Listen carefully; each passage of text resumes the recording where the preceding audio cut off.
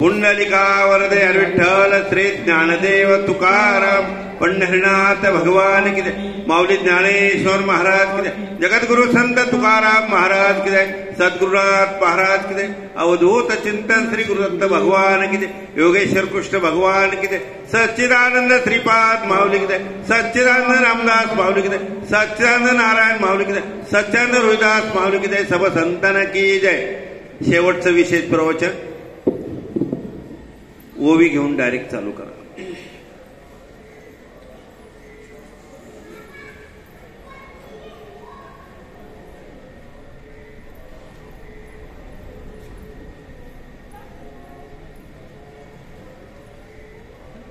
मदरई सद्गुरु तेने तारीला हा संसार करू म्हणून विशेष हत्या धरू विवेकावरी. ज्ञानेश्वर महाराजांची ग्रंथ आणि त्या ज्ञानेश्वरीच्या ग्रंथामधील पहिल्याच ओवीमधली 21 ओवी प्रवचनासाठी घेतलेली आहे. कारण का माझ्याच जागेवर एकतर तब्येत पण बरी नाही. 2 मिनिटं 5 मिनिटं काय जे माझे सद्गुरू मला जी बोलण्याची संधी देतील तेवढे मी बोलणार. कारण बसायला सुद्धा इथं मला ताकदच नाही 5 मिनिटं सुद्धा. पण तरी सद्गुरू नाही काही कृपा मज केली निज वस्तू दाविली माझी मज. जे सद्गुरू आपल्या मुखातून आपल्याला बोलून घेतील ते सद्गुरूचे शब्द असतात. साधकाने ज्या वेळेला आपण गुरु करतो आणि गुरु केल्यानंतर गुरगुर करणारे गुरु नकोय. सद्गुरू करायला असं लागतात माणसाला. सद्गुरू केल्यानंतर आपल्याला सद्वस्तूची ओळख करून देतात आणि सद्वस्तूची ओळख करून देणारे ते सद्गुरू असतात. मग सत्य वस्तू काय आहे? डोळ्याने पाहतो हे सत्य आहे का? आता आपण कीर्तनाच्या वेळेला आपण पहिलं काय म्हणतो? रूप पाहता लोचनी सुख झाले हो साजनी. रूप पाहता लोचनी. मग रूप कुणाचं पाहायचं? रूप पाहता लोचनी. मग लोचनी म्हणजे काय आणि सुख म्हणजे काय? रूप पाहता लोचनी सुख झाले हो साजनी हा अभंग म्हटल्याशिवाय आपण कीर्तनाला सुरुवात करत नाही. मग रूप पाहण्यासाठी आपल्याला लोचन पाहिजे. आणि त्या पांडुरंगाचं परमात्म्याचं जे रूप पाहायला पाहिजे जे असतं आपल्याला त्याच्यासाठी आपल्याला काय पाहिजे? लोचन पाहिजे. आणि लोचनातून सुख पाहण्यासाठी आपल्याला काय पाहिजे? देवाची प्राप्ती झाली पाहिजे. आणि देवाची प्राप्ती होण्यासाठी आपल्याला पहिले काय भेटले पाहिजे? संत भेटले पाहिजे. मग ते संत भेटल्यानंतर आपल्याला सत्य वस्तूची ओळख करून देतात. आता भरपूर आहेत सद्गुरू करणारे, भरपूर आहेत सद्गुरू, भरपूर आहेत गुरु, भरपूर आहेत पण भक्ती करणारे भरपूर नाहीये. आपल्या महाराष्ट्रामध्ये 57 संतांनी भक्ती केली. आपल्या महाराष्ट्रामध्ये 57 संतांनी भक्ती केली. ती अशी भक्ती केली. साधा वया भक्ती काज नाही धरीत लाज. साध वया भक्ती काज नाही धरीत लाज. ऐशी अशी शरण जावे. ऐशा संतांना शरण गेलं पाहिजे. कोणत्या? माझ्या श्रीपाद बाबासारख्या, रामदास बाबासारख्या संतांना शरण गेलं पाहिजे. मग अशा जर संतांना शरण गेल्यानंतर तर आपली भक्ती फलद्रूप होते. भक्ती कोणी कोणी केली? मुक्ताबाईंनी भक्ती केली, जनाबाईंनी भक्ती केली, मीराबाईंनी भक्ती केली, चोखामेळ्यांनी भक्ती केली. परंतु त्यांच्या हाडाची काढ करून त्यांनी भक्ती केली. तुकाराम महाराजांनी सुद्धा भक्ती केली. परंतु तुकाराम महाराजांच्या भक्तीमध्ये सुद्धा तथ्य आणि सत्य. एकदा काय झालं? आता तुकाराम महाराजांची परिस्थिती सर्वांना ज्ञातच आहे. आवडीने सांगितलं तुम्ही काहीतरी धंदा करा. जिजामातांनी सांगितलं तुम्ही काहीतरी करा. आता काय करू मी धंदा? काय नाही म्हणलं, तुम्ही एक काम करा, गुळ घेऊन या.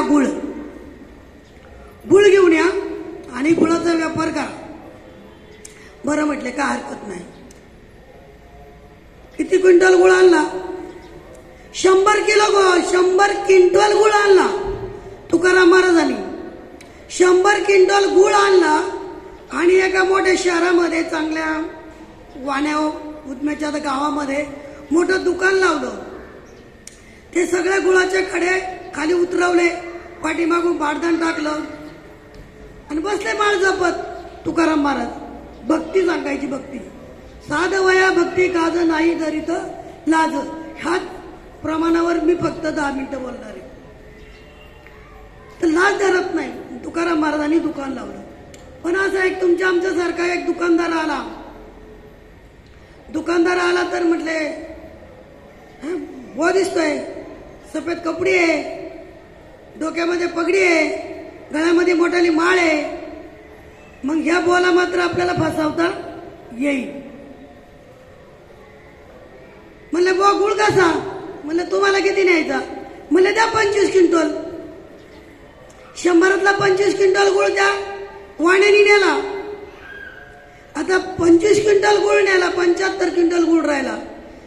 तिच्या शेजारचा एक माणूस आला त्या वाण्याच्या. तो कुठून गुळ आणला? म्हणले त्या लिंबाच्या झाडाखाली एक लय मोठा गुळावाला व्यापारी बसलेला आहे आणि तो देतो गुळ.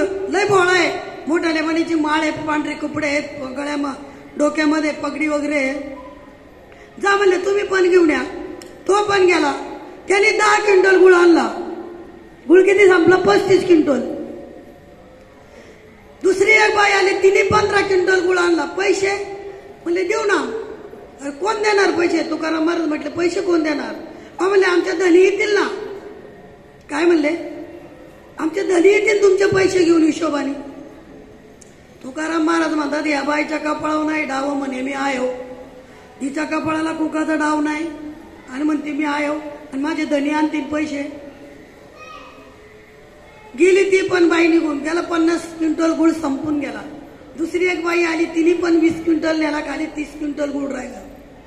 दुसरा एक मुलगा आला, त्या मुलाने 15 क्विंटल गुळ नेला, खाली 15 क्विंटल गुळ राहिला.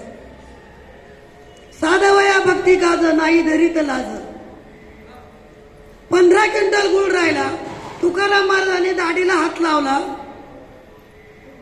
आता म्हणले 2 दिवस झाले बैल इथं बांधलेली आहे, या बैलांना खायला काही नाही, तर बैलांना खायला तरी काय घालाव. या काळी न्याला 25, कुणी न्याला 20, कुणी न्याला असं म्हणजे 85 क्विंटल गुळ असा संपून गेला. पण बैलांना काय खायला घालावं? माणूस एक वेळेला पोट बांधून उपाशी राहील, पण जनावर उपाशी राहत नाही. कारण जनावराला भूक लागलेली कळती पण दिल्याशिवाय खात नाही. आणि आपल्याला भूक लागलेली कळती आणि नाही दिलं तरी आपण घेऊन खातो. म्हणजे आपली मानव जनावराची अशी गत आहे. तर काय करावं, काय करावं, मोठा प्रश्न पडला तुकाराम महाराजांना. आता तुकाराम महाराज म्हटले आता काय खरं नाही. आपण तर शेतकरीच बहुतेक आहेतच इथं शेतकरी. गव्हाण असते गव्हाण. तुकाराम महाराजांनी काय केलं? बोंद्र्याची ढेकळं, बोंद्र्या समजलं, बोंद्र्याची ढेकळं फोडली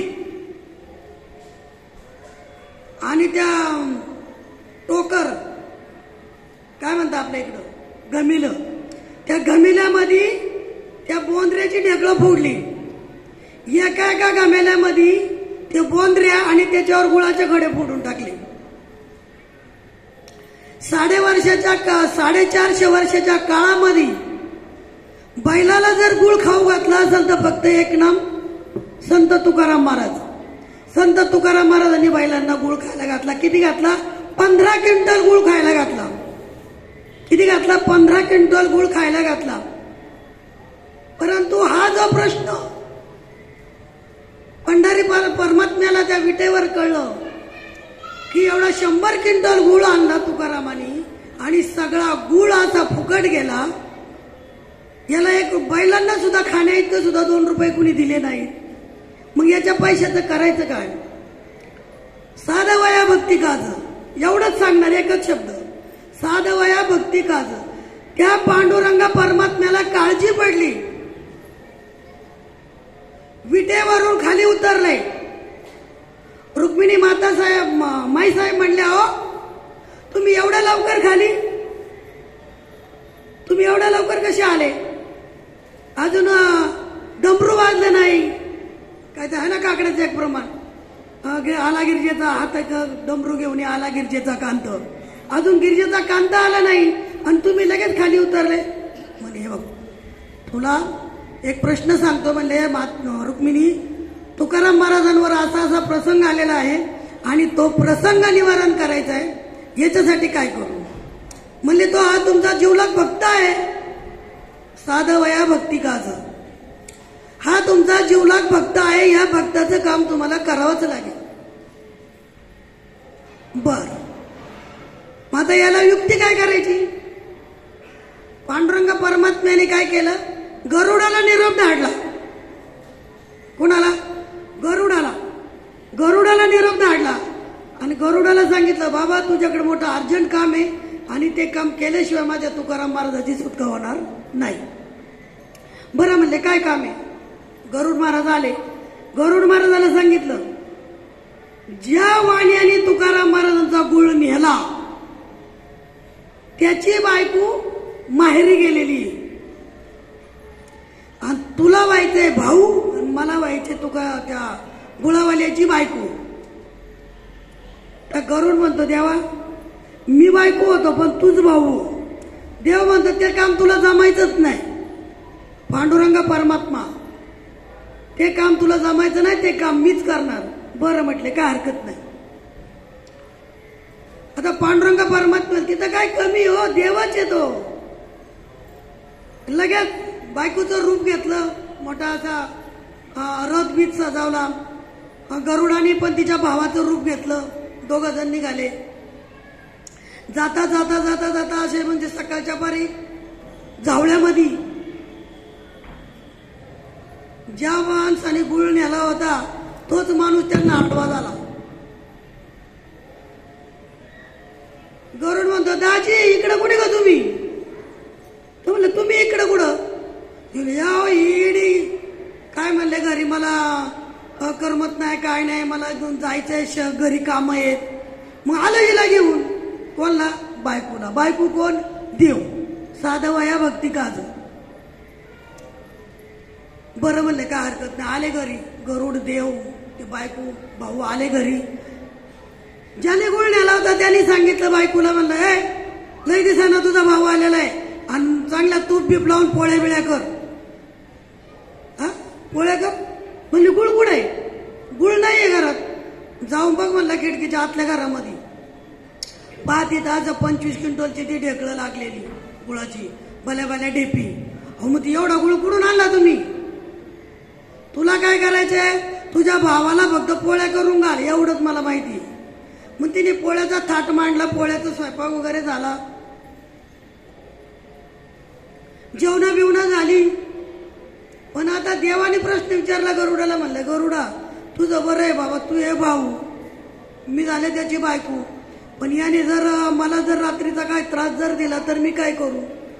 तर गरुड म्हणला, नाही नाही नाही नाही, देवा तुम्हाला सगळं कळतंय, तुमच्याकडून काहीच गडबड होणार नाही. बरं म्हणले काय हरकत नाही. मग त्या ज्याने गुळ नेला होता तो गरुड झोपला वस्त्रीवर, म्हणजे भाऊ. भाऊ झोपला वस्त्रीवर आणि हे दोघं जण झोपले आतमध्ये. पण या देवाने एक युक्ती लढवली. म्हणे बघा एवढा गुळ आणला तुम्ही, त्या गरीबाचा गुळ आणला आणि त्या गरीबाला का हो त्यांचे पैसे थोडेफार तरी हिशोबाने देऊन टाका. गप, तुला काय कळत नाही. अहो नाही हो नाही, त्याचे पैसे देऊन टाका. अहो गरीब असेल तो. तुम्ही म्हणता मोठे माळकऱ्यांजवळ पैसे असतातच, असं काय नसतं. माळकरी कुबीर असतो असं काय नसतं, फक्त तो मनाने श्रीमंत असतो. माळकऱ्यांकडे सगळंच काय असतं असं काही नसतं, तो फक्त अंतकरणाने श्रीमंत असतो. तू गप ग, तुला काय कळत नाही. तुला सांगतोय ना पैसे नाही द्यायचे, नाही द्यायचे. अहो आपल्या लेकरा बाळाला चांगलं नाही, आपल्या लेकरा बाळाला दुखणं बा नाही, काय नाहीये दुखणं बानं. तेवढ्यात पोराच्या तोंडाला फेस, तेवढ्यात पोराच्या तोंडाला फेस. देवाचं ती बायको ते म्हणतात, बघा ना अहो बघा ना त्याच्या तोंडाला कसा फेस झाला. हो तुम्ही हा म्हणा त्या माणसाचे गरीबाचे पैसे देऊन टाका. जमायचं नाही म्हणलं. बरं बघू बघू. बघू म्हणता इकडे फेस गेला, तेवढं तांबडं फुटलं. विनंती करून त्या ज्याने गुळण्याला त्याला पैसे द्यायला तयार केलं. मला हे बघा, आता हे पैसे या उपरण्यात बांधले आणि हे उपरण्यात देवघरामध्ये ठेवले आणि ज्या माणसाचा गुळ आणलाय त्याचा गडी येईल. तर गडी कोण होतं? देवच होता. बायको कोण होती? देवच होता. पण साधवया भक्ती काज नाही लाज धरीत ऐशिया संता शरण जावे. त्या गुळाचे पैसे तिथं ठेवले. बरं म्हणले काय हरकत नाही, आता तुम्ही जा. म्हणलं हा मी येतो बरं का तालुक्याच्या गावाला जाऊन. बरं म्हणले तुम्ही जा. आता तो गेला तालुक्याच्या गावाला निघून. या बाईने म्हणजे देवानी घेतलं त्या पैशाचं गरुड आणि देव तुकाराम महाराजांच्या दारात.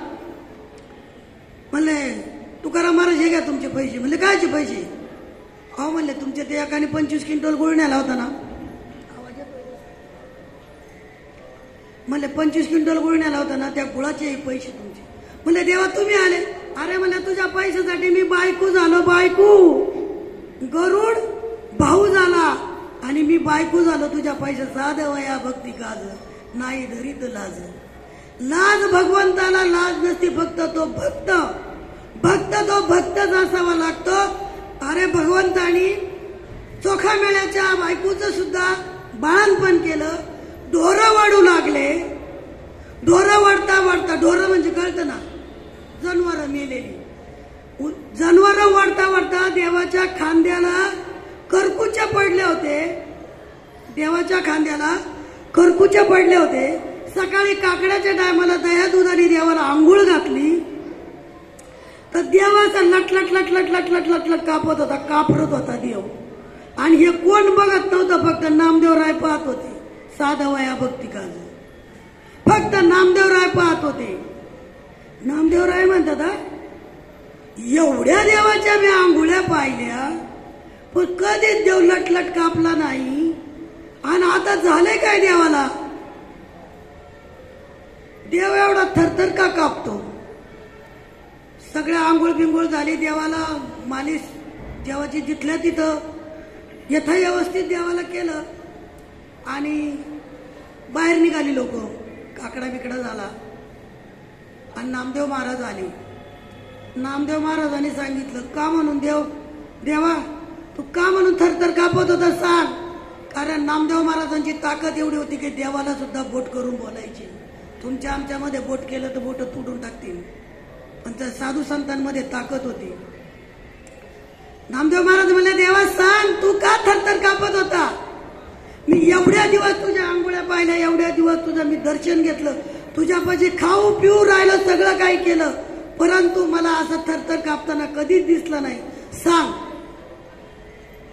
आणि मग भगवंतानी अंगारा का काढला अंगावरला. भगवंतानी त्या पांडुरंगा परमात्म्याने अंगार का काढला? पाहता तर दोन्ही बी खांद्यावर असे ते चराटाचे, कारण चोका मेळ्याची ती ढोरं वडत होते ना, मग ते काचलं होती रशी काचली होती दोन्ही बाजूला. मी म्हणजे शॉर्टकट सांगितलं तुम्हाला, पूर्ण नाही. तर ती काचलं होतं म्हणून अंगारा का काढला. तर म्हणे देवा हे काय झालं? म्हणले पा जखमीवर कुणाला जर जखम झाली त्या जखमीवर तुम्ही साखर आणि मध जर टाकले तर तुम्हाला थायथाय नाचायला लागेल. एवढी पावर आहे त्याच्यामध्ये. साखर आणि मध हे जर जखमीवर टाकली तर त्याच्यामध्ये एवढी पावर आहे. साखर आणि मध याच्यात जर पावर आहे, माणूस जर नाचायला लावतो, आणि माझ्या भगवंताच्या नामामध्ये किती पावर असेल, त्या पावरामध्ये काही सीमा आहे का? कितीतरी पावर असेल, परंतु आपण फक्त काय करतो माहिती का? घेतला डोकरा, एकच मिनिट,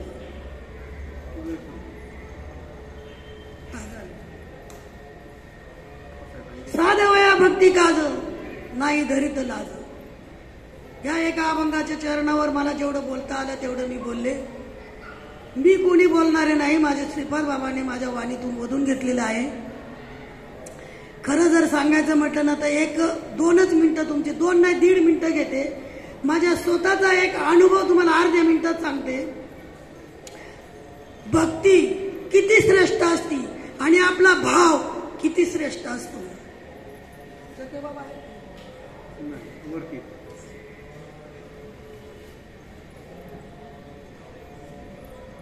माझे 8 ते 9 सोमवार मोडले लहानपणापासून. एवढंच सांगते अनुभव. 8 ते 9 सोमवार मोडले म्हणजे मला उपवास करून दिला नाही. आजारपणामुळं काय अटॅक आला होता, उपवास करून दिला नाही. 8 ते 9 सोमवार माझे मोडले. आता त्याच्यानंतर मग आम्ही द्वारकेला इकडे तिकडे सगळे फिरून आलो. परंतु काय झालं, मला आता आषाढी वारी नाही, अधिक वारी नाही, मार्गशीर वारी नाही, गेल्या वर्षी कार्तिक वारी नाही. एवढ्या वाऱ्या बुडवल्या पांडुरंगा. अरे तुझं दर्शन तरी कसं होणार? या भक्ताला काय आहे का नाही काही? तू साधा वया भक्ती का? अरे भक्ताचा करुणा गण आहेस तू. आम्हाला काय तर त्याचं दर्शन तरी झालं पाहिजे.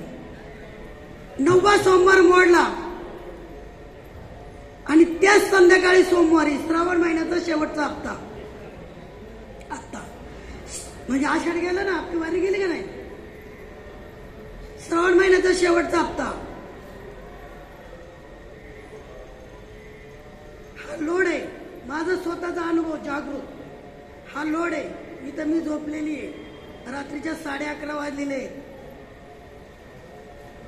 त्या लादीवर मुंगळं तरी पळू शकेल का? एवढा मोठा साप, इतका का एवढा मी पाहिलेला नाही. फक्त इकडे तोंड करून झोपले, इकडचं तोंड इकडे केलं, फक्त चिंतन चालूच होतं. नात उठली म्हणते, अगं आजी लय मोठा साप. पुढे कशी उठले असेल मी झोपतून? अशीच झोपले, अशीच उठले. फक्त म्हणलं पांडुरंगा परमात्म्या, अरे तू विटेवरून तिथून इथवर आला भेटायला आहे, त्या क्षणी तिथंच थांब. 11:30 ते 12:15 हिशोब करा किती वेळ. कोण मुलगा सुद्धा थांबणार नाही. तुमचा मुलगा सुद्धा थांबणार नाही. 11:30 ते 11:15 ते 12:30 अजिबात थांबू शकणार नाही. तेवढ्या वेळात एकाच जागा इतका काळा इतका चमकत होता. जवळजवळ 7-8 जण आमच्याकडे सर्प पकडणारे भरपूर मित्र आहेत. पण आता रात्रीच्या वेळेला कोण पुढं कुणी आलं नाही. मग एका माणसाला सालोबाच्या मळ्यात पाठवलं, तिथून एका पोराला बोलून आणलं. मग त्यांनी तो सर्प पकडला, बरणीत घातला, बाहेर नेला. पुढे सर्प इतका काळा इतका चमकत होता की लाईटीमध्ये काय त्याला काय कळतच नव्हतं. सगळे म्हणाले काठी आणा त्याला मारा. म्हणलं पहिले मला मारा मग त्याला मारा. पहिलं मला मारा मग त्याला मारा. सापाला मारायचं नाही. आणि तो साप नाही, तो माझा फक्त पांडुरंग म्हणजे पांडुरंगच आहे. फक्त पांडुरंगच आहे. त्यांनी एवढा मोठा दृष्टांत दिला. पूर्ण अंगावरून गेलं. असं अंगावरून गेलं, असं अंगावरून गेलं. एवढा कुंडम काढी. बहुतेक तुम्हाला मी होते 10-5 लोकांना खरं वाटेल, पण ज्याला खरं वाटायचं त्याला नक्कीच खरं वाटेल की ही अवस्था झाली कशी असेल. की त्या वेळेला मला असं वाटत, मला फक्त साप दिसत नव्हता, फक्त पांडुरंगाचीच मूर्ती. कट्यावर हात देऊन फक्त पांडुरंगाचीच मूर्ती दिसत होती. याच्या पलीकडे काहीच दिसत नव्हतं. त्याच्यावर मी 7-8 दिवसांनी चोके बाबा आहेत, चोके बाबांना भेटले. चोके बाबांना म्हटलं मला असं चमत्कार झालेला आहे. म्हणजे चमत्कार नाही, साक्षात भेटायला. कीर्तन सेवा वेळेवर चालू करायची आहे. कुंडलिका वरदेव हरी विठ्ठल श्री ज्ञानदेव तुकाराम पंढरीनाथ भगवान की जय. माऊली ज्ञानेश्वर महाराज, जगद्गुरु संत तुकाराम महाराज, सच्चिदानंद श्रीपाद बाबा की जय. सच्चिदानंद रामदास बाबा की जय. सच्चिदानंद नारायण बाबा, सच्चिदानंद गुरुदास बाबा की जय. अवधूत चिंतन श्री गुरुदत्त भगवान की जय. योगेश्वर कृष्ण भगवान की जय.